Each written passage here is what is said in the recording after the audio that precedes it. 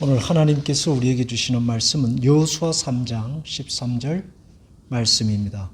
온 땅의 주 여호와의 궤를 맨 제사장들의 발바닥이 요단물을 밟고 멈추면 요단물 곧 위에서부터 흘러내리던 물이 끊어지고 한 곳에 쌓여 서리라. 아멘. 하나님의 인도하심이 때로는 무모하게 보일 때도 있습니다. 그 대표적인 예가 오늘 말씀에 나오는 이야기입니다.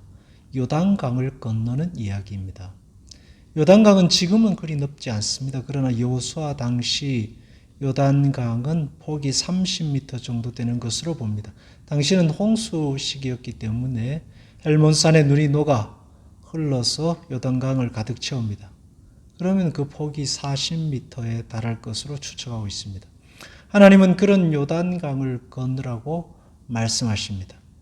언약궤를 맨 제사장들이 요단강에 들어서면 물이 멈출 것인데 제사장은 거기서 나오지 말고 계속 거기 머물러 있으라. 그러면 백성들이 지나갈 거고 맨 마지막에 나와라.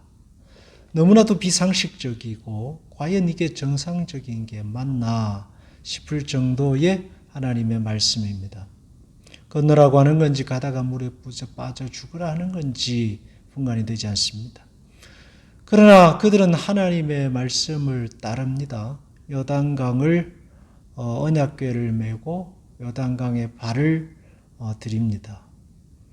발을 들이기 시작하면서부터 물은 줄어들기 시작합니다.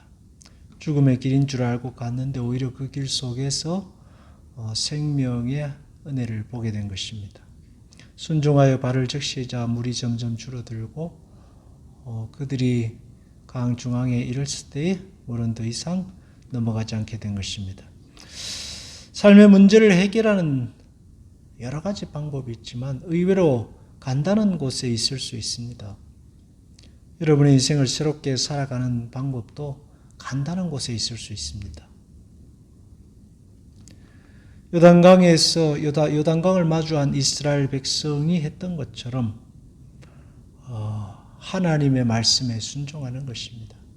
늘 우리가 듣던 이야기이고 간단한 늘 그런 것이지만 그러나 그것이 어쩌면 인생의 가장 큰 문제를 해결하는 첩경일 것입니다.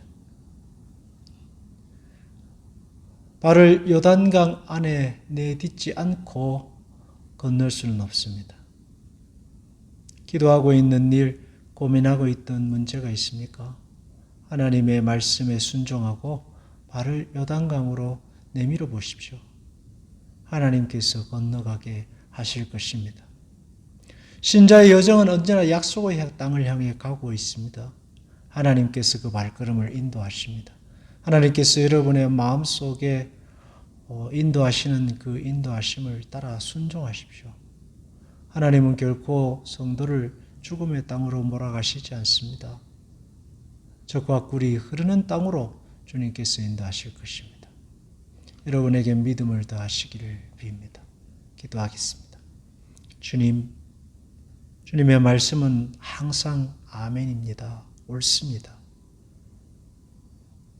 다른 먼 곳에서 인생의 해결 방법을 찾지 않게 하시고 언제나 옳은 하나님의 말씀에 순종하게 하소서. 믿음을 더하소서. 그럴 때 하나님 약속하신 길로 인도하여 주옵소서. 예수님 이름으로 기도합니다. 아멘.